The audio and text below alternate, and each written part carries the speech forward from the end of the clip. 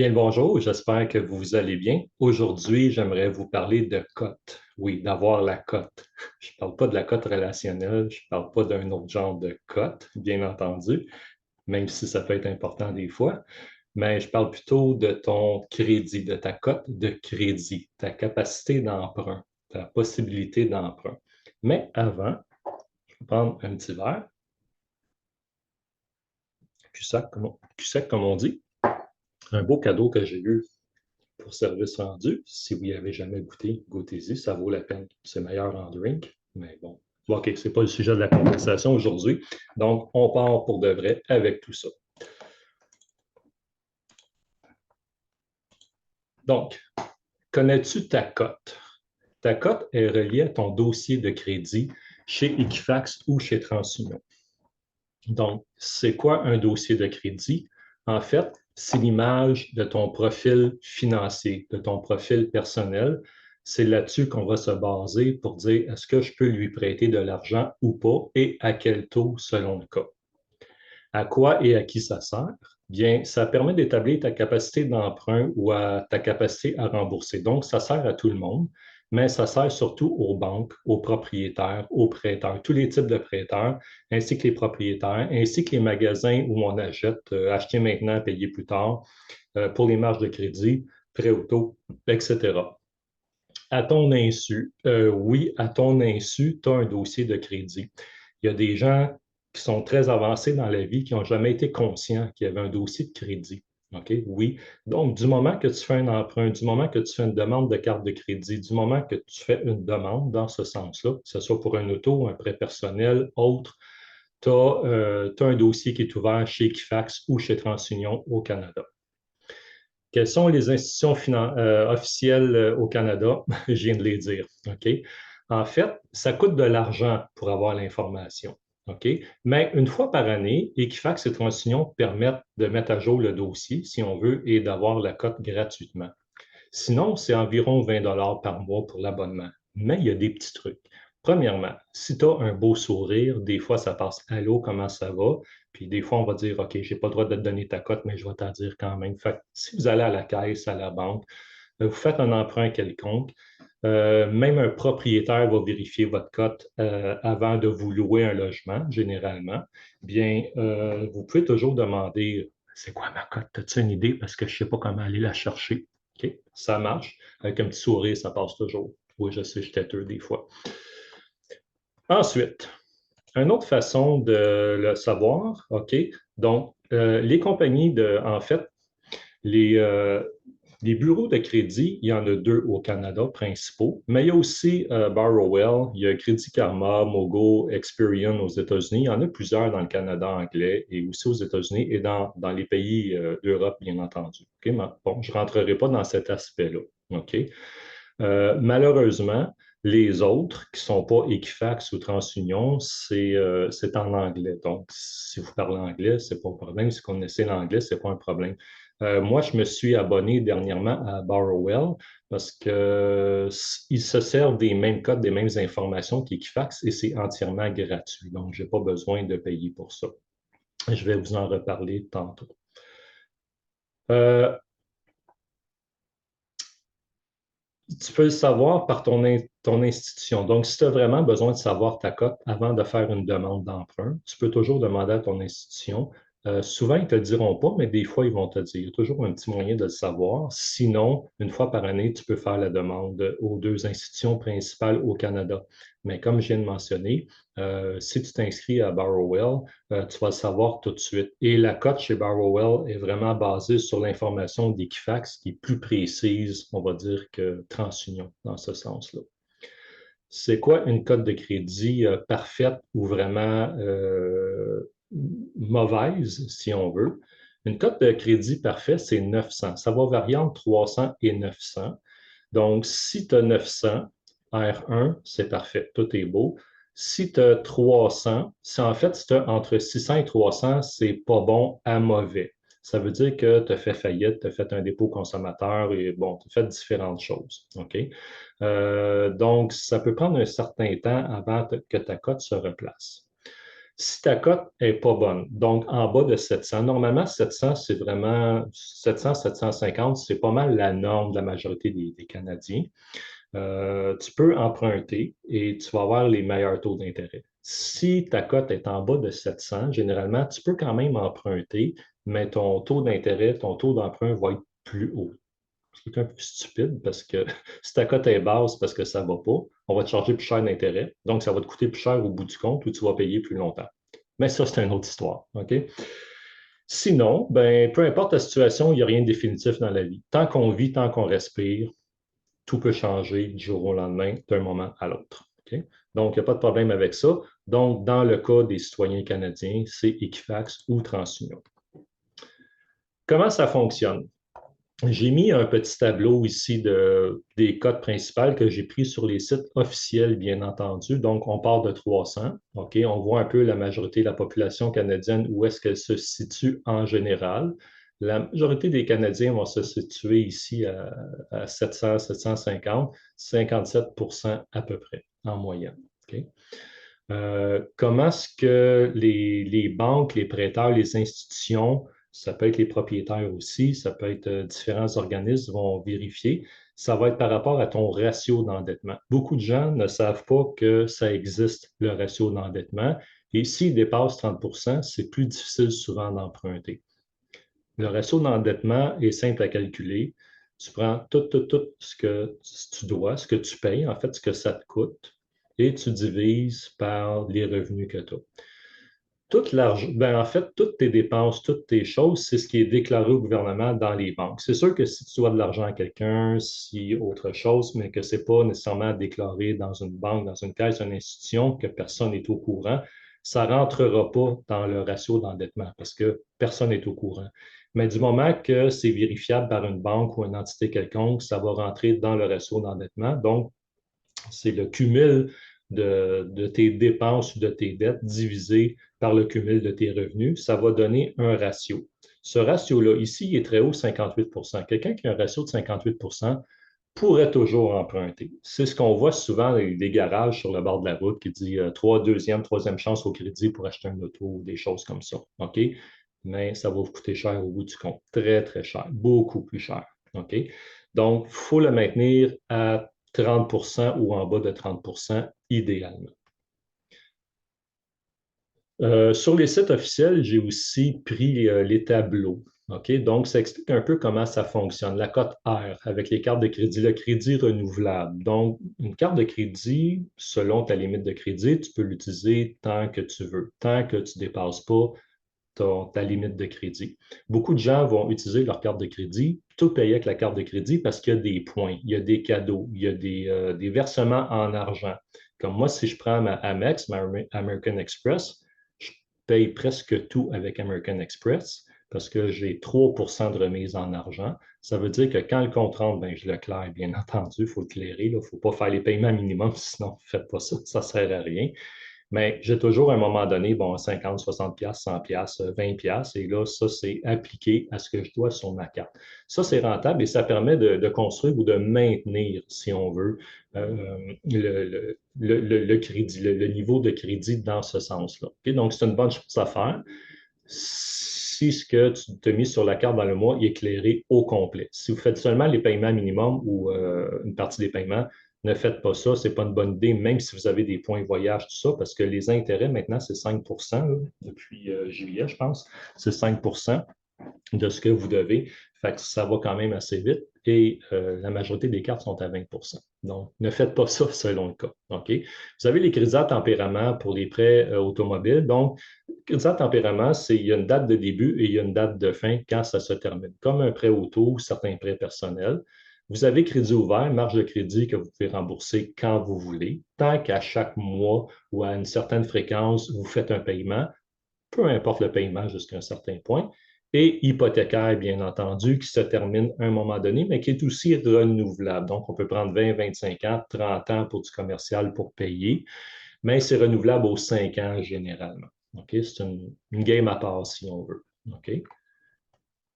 Puis, on a ici des interprétations. Donc, quelqu'un qui a une cote AR1, c'est parfait. Tout est beau, tout est parfait, tout est merveilleux. La vie est belle. Cette personne-là peut emprunter ce qu'elle veut, tant qu'elle veut, comme elle veut, au plus bas taux d'intérêt possible quand elle le trouve. Quelqu'un qui a une cote R9, c'est quelqu'un qui a fait faillite ou qui a fait des agences de recouvrement, que ce soit du gouvernement ou des agences, peu importe, ou qui a fait un dépôt volontaire, dépôt consommateur, des choses comme ça ici avec une cote R7. OK? Dans ce cas-là, dans la majorité des cas, vous ne pouvez plus emprunter. Et si jamais vous pourriez emprunter quand même, le taux d'intérêt va être très, très haut, les conditions vont être très, très, très serrées.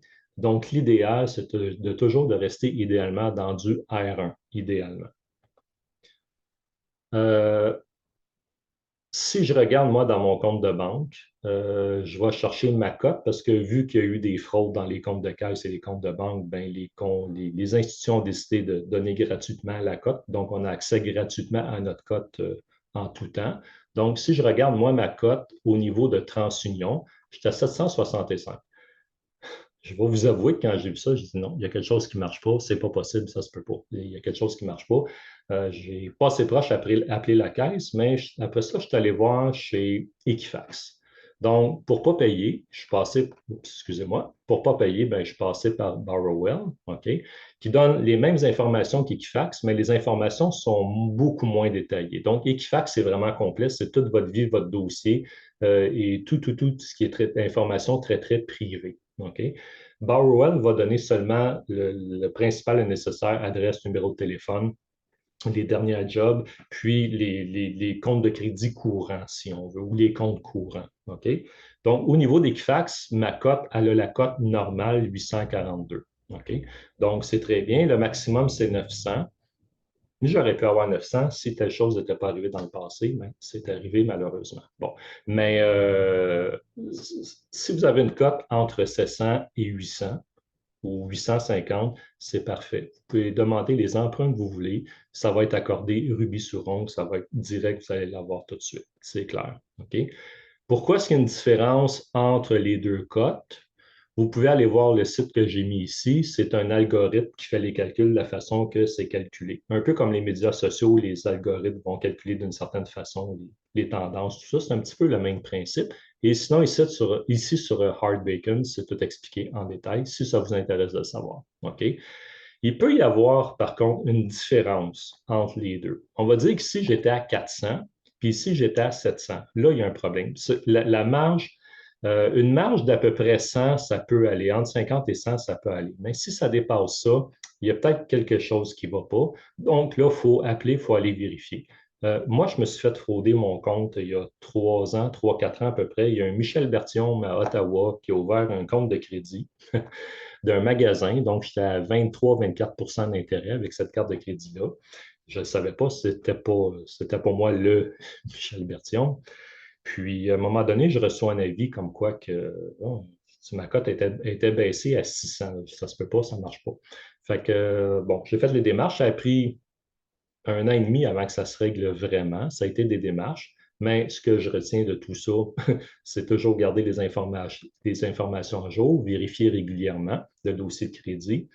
Et quand vous voulez avoir la ligne, ça c'est un petit truc que je vous dis, passez par le service antifraude ici. OK? Si vous appelez la ligne normale, votre appel est important pour nous et vous allez avoir le temps de mourir 3 fois au moins avant qu'on vous réponde. Donc, appelez le service antifraude, dites que vous êtes trompé. Oh, je m'excuse, je me suis trompé, faites l'innocent s'il faut l'innocent. Ils vont vous transférer au bon département et vous allez avoir la ligne presque tout de suite dans ce cas-là. Qu'est-ce qui fait monter la cote ou baisser la cote? Il y a plusieurs choses et toutes ces choses-là, la majorité des gens ne sont pas au courant de ça. Donc, c'est pour ça que je fais la vidéo, c'est pour ça que je l'explique un petit peu. C'est très succinct, c'est très généraliste, mais ça donne une bonne idée.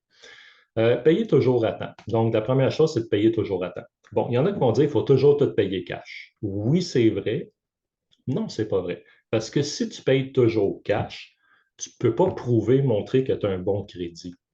OK? Tu ne peux pas le prouver. Fait que quand tu arrives pour emprunter, les gens qui ont toujours payé cash, qui ne se servent jamais de leur carte de crédit, qui n'ont jamais de dette, c'est parfait, c'est merveilleux, bravo, c'est vrai.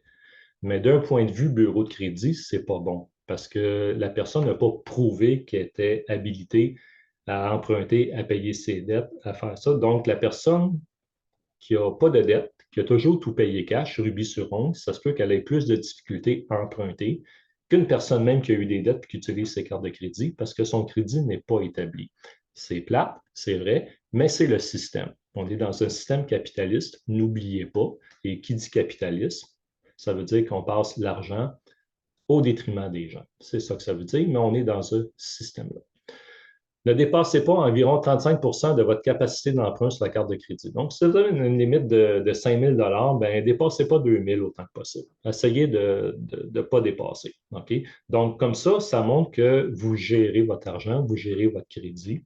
Puis, payez toujours à temps. C'est pas grave si vous payez juste le montant minimum. Ben, c'est pas grave. C'est pas grave, ça va coûter plus cher au bout du compte. Mais je veux dire, c'est pas grave dans le sens que ça n'affectera pas votre crédit dans ce sens-là parce que vous payez. OK?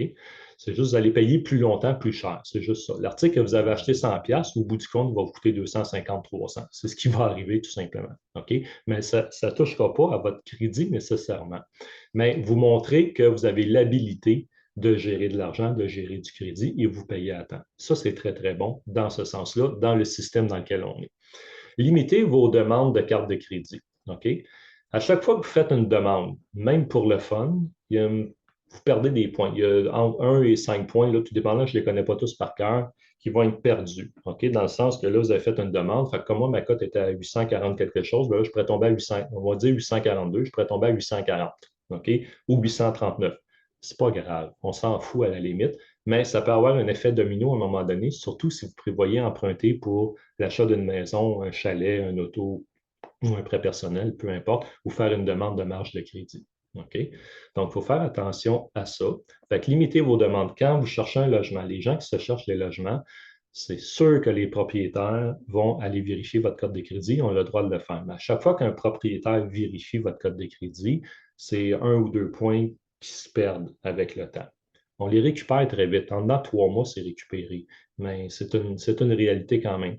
Quand vous allez au magasin et que vous faites une entente de paiement, OK, payer maintenant, acheter maintenant, payer plus tard, ça aussi, il y a une vérification de crédit qui est faite avant, bien entendu. OK? Donc, tout ça fait qu'on peut perdre des points. OK? Ce n'est pas dramatique.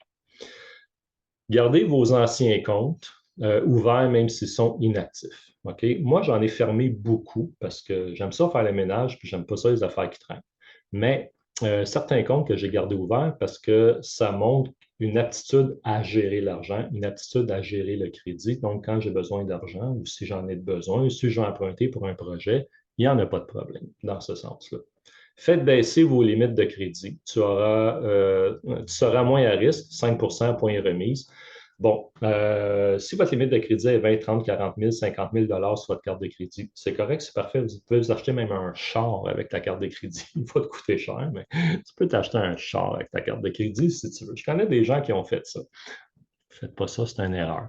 Mais l'idée de ça, c'est que si sur ta carte de crédit, tu as une limite de 50 000, ça veut dire que tu es réputé être endetté de 50 000. OK? Ça veut dire que tu peux t'endetter du jour au lendemain de 50 000.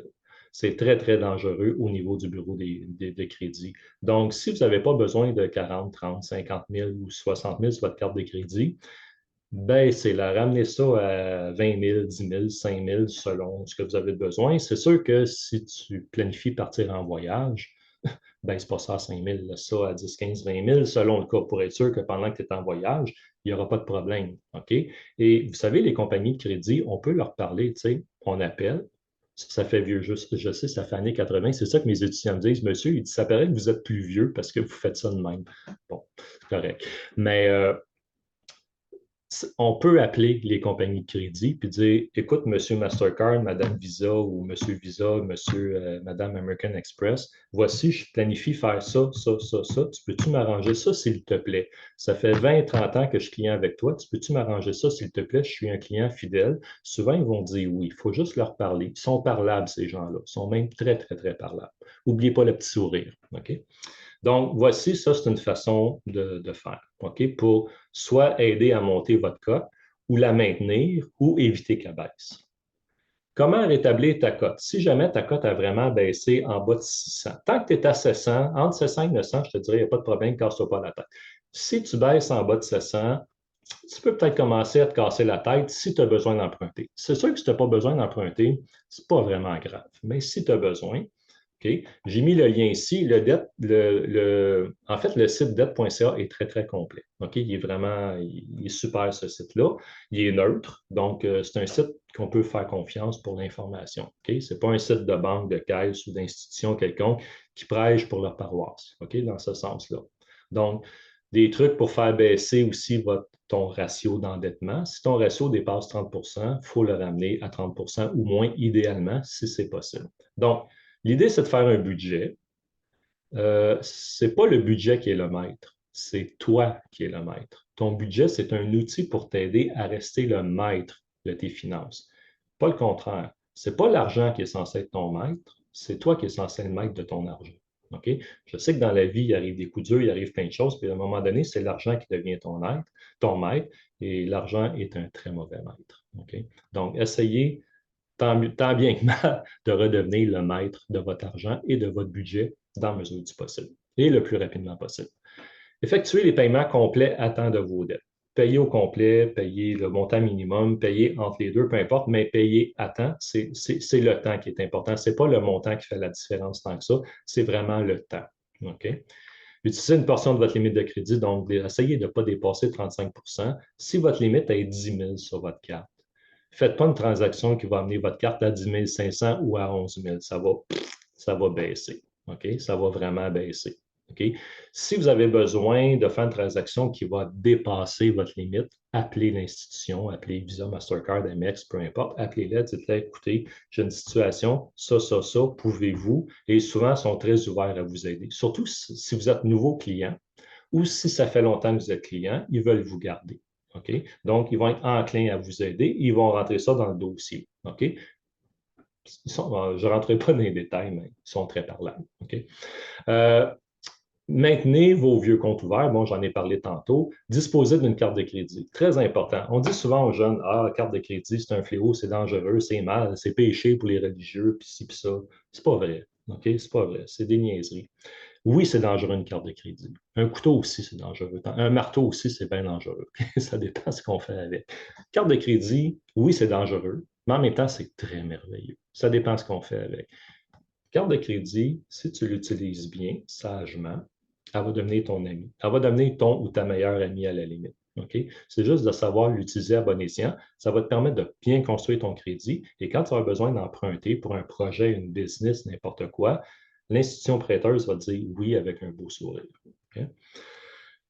Diversifier vos types de crédit, carte de crédit, marge de crédit, bon, peu importe, il y a différentes choses. Là, je ne rentre pas dans la partie placement, parce que les placements vont compter aussi jusqu'à un certain point, mais je ne rentre pas là-dedans. Mais diversifier vos crédits, OK? Quand vous payez avec la carte débit ou autre aussi. Limitez vos demandes d'emprunt. N'oubliez pas que quand vous cherchez un logement, si vous cherchez des logements, à chaque fois que vous voulez faire une demande ou que vous signez un bail qui est révocable, vous avez 10 jours, je pense, par la loi pour le révoquer au besoin. Il y a une enquête de crédit qui est faite sur votre dossier, donc il y a des points qui sont ou qui peuvent être perdus. OK? Juste vous souvenir de ça. Puis, limitez vos demandes d'emprunt. Puis, montrez que votre vie est stable. Si vous avez un budget, montrez que vous êtes maître de votre budget. Ce n'est pas le budget qui est ton maître, c'est toi qui es maître de ton budget. Je sais que des fois, ça peut être difficile, mais essayez de rester maître de votre budget.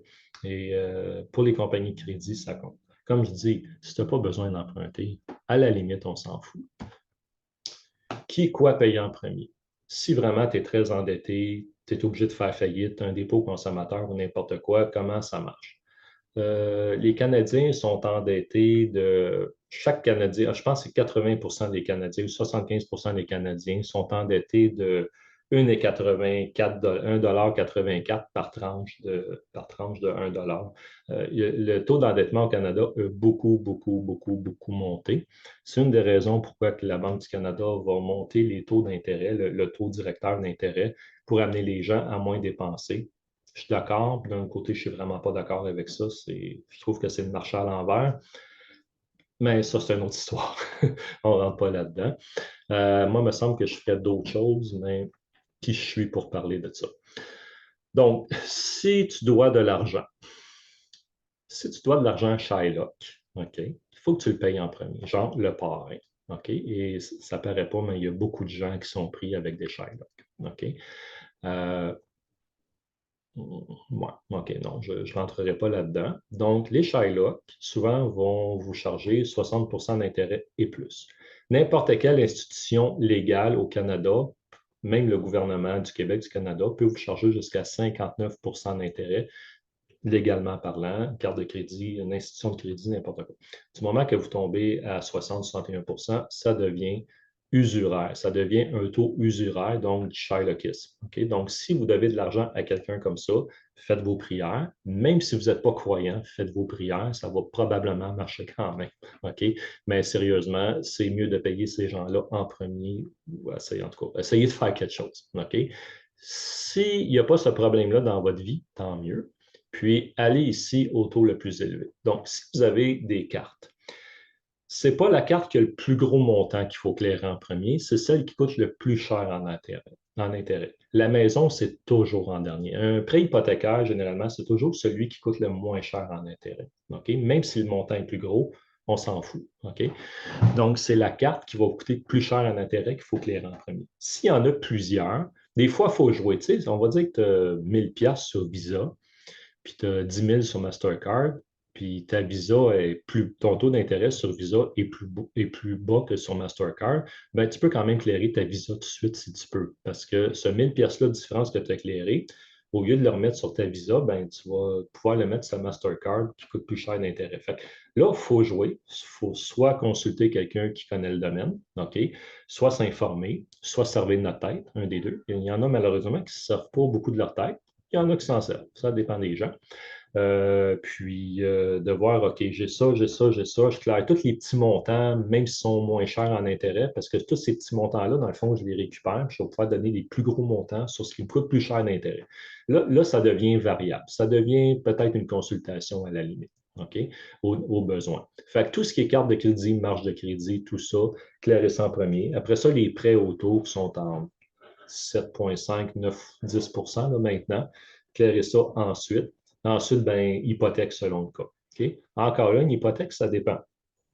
Si tu places ton argent entre 5 et 12 d'intérêt, je sais que dans les conditions actuelles, ce n'est pas toujours stable, ben, au lieu de clairer ta maison, tu es mieux de placer ton argent à un taux d'intérêt plus haut que ce que ton hypothèque te coûte. Ça va être plus rentable à long terme que de clairer ta maison, dans ce sens-là. Coupe les dépenses non obligatoires. Okay? Donc, tout ce que tu n'as pas vraiment de besoin, coupe-le autant que possible ou réduis-le au moins. Okay? Réduire certains abonnements. Une affaire qui coûte bien cher pour rien dans la vie, c'est les abonnements à la télévision. OK? Que ce soit, non, je ne peux pas les nommer, là, c'est public, mais n'importe quel réseau auquel vous abonnez pour voir tel film, telle émission, telle affaire, scrapez-moi ça. Ben, scrapez-moi ça. Moi, je n'écoute pas la TV. Je ne suis pas un regardeur de TV. Je n'écoute pas la TV. Je ne suis pas au courant de ce qui se passe vraiment. Je regarde mes nouvelles sur MSN ou sur Internet. Pas Facebook, là, bien entendu. C'est n'importe quoi là-dessus, mais les nouvelles en général sur MSN ou sur les sites des nouvelles, tout simplement, ou de certains journaux.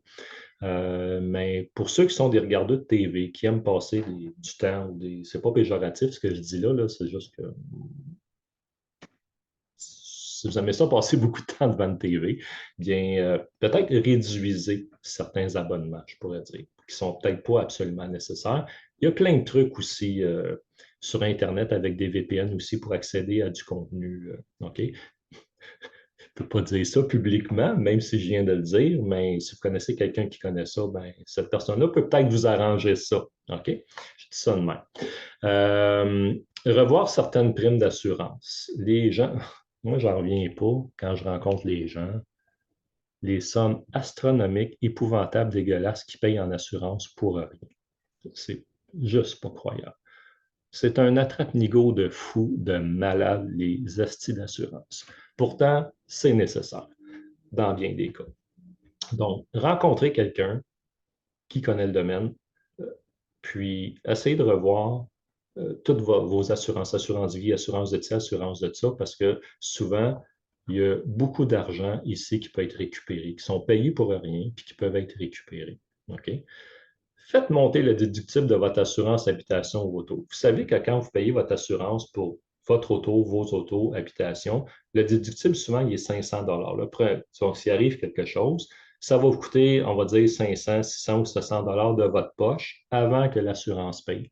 C'est possible. C'est un petit truc de même que je vous dis. Faites monter le déductible si vous pouvez vous le permettre entre 700 et 1000 Ce n'est pas toutes les compagnies qui le permettent. OK? Donc, si votre déductible est 1000 c'est sûr que s'il arrive quelque chose, ça va te coûter 1000 de ta poche avant que l'assurance paye. Par contre, tes mensualités vont baisser beaucoup. Il faut calculer, il faut voir sur combien de temps, sur le nombre d'années. Des fois, ça vaut la peine, des fois, ça ne vaut pas la peine. Mais c'est un petit truc comme ça en passant. Et les dettes personnelles envers quelqu'un, ça, c'est payé généralement en dernier. Bon, ça dépend de la dette, ça dépend de la personne, ça dépend de l'entente avec la personne, ça dépend s'il y a un contrat notarié, s'il y a un contrat écrit ou un contrat de cœur avec la personne. OK? Je ne rentre pas dans les détails, mais vous connaissez la relation que vous avez avec la personne qui devient votre créancier, votre créancière, à qui vous devez de l'argent. Prenez une entente verbale de cœur, morale ou écrite avec la personne, dire, OK, voici ma situation, voici ce que je fais. C'est juste une question d'intégrité et de respect envers la personne. OK? Voilà. Quelques liens utiles. Donc, j'ai ramassé quelques liens sur Internet. J'ai essayé de rester dans des liens le plus neutre possible, donc qui n'ont pas de parti pris avec aucune organisation, aucune institution. Et ici, sur Jean Fortin, faites un test. Il y a un petit test si vous voulez connaître votre tendance, si vous êtes endetté, pas endetté, tout ça. Vous pouvez connaître votre tendance et améliorer selon le cas. Peut-être que vous allez dire, ben, finalement, il n'y arrivera absolument rien à améliorer. Tout est beau, tout est parfait, selon le cas. Techno-conseil. Je ne veux pas rentrer dans la partie technologique. J'ai fait ça pendant beaucoup, beaucoup, beaucoup d'années, puis je suis comme saturé. Pour les amis, ça va, c'est correct, mais pas d'un point de vue business, commercial, pas d'un point de vue officiel commercial comme à l'époque, quand j'étais en affaires, dans ce sens-là.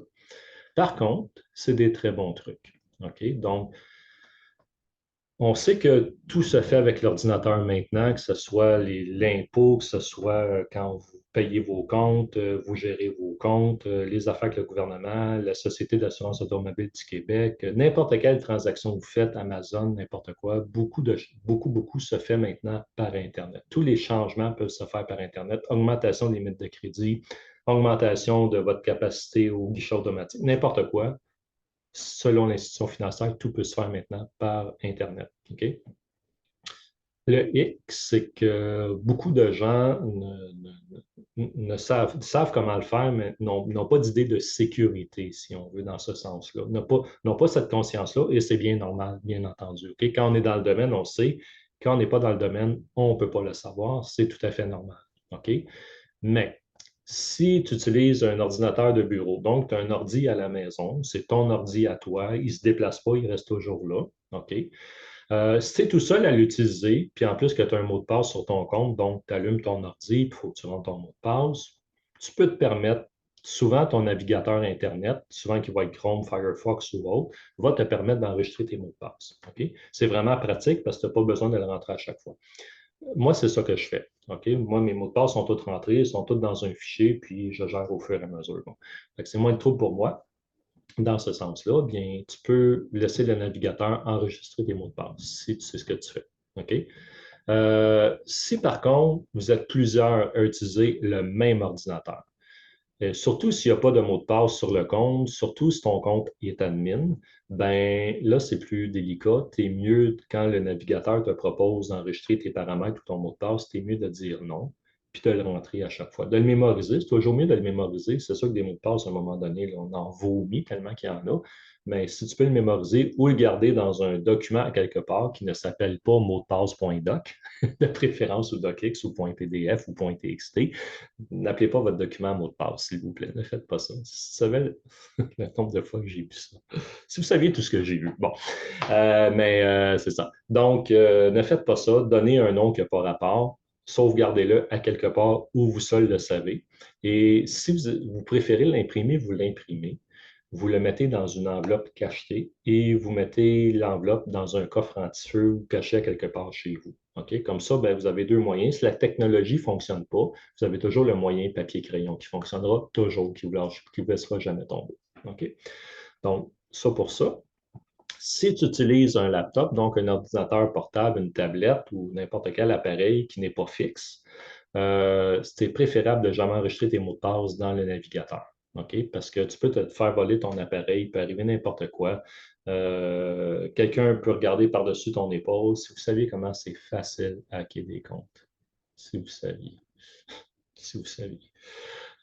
Donc, faites bien attention à ça. OK? Contre la perte, contre le vol, n'importe qui va ramasser votre ordi, même s'il est barré, même s'il y a des mots de passe, même s'il y a ci, même s'il y a ça, en dedans d'une heure, on a toute l'information, ce n'est pas un problème, je vous le garantis. OK? Donc, gardez pas ça là-dedans autant que possible.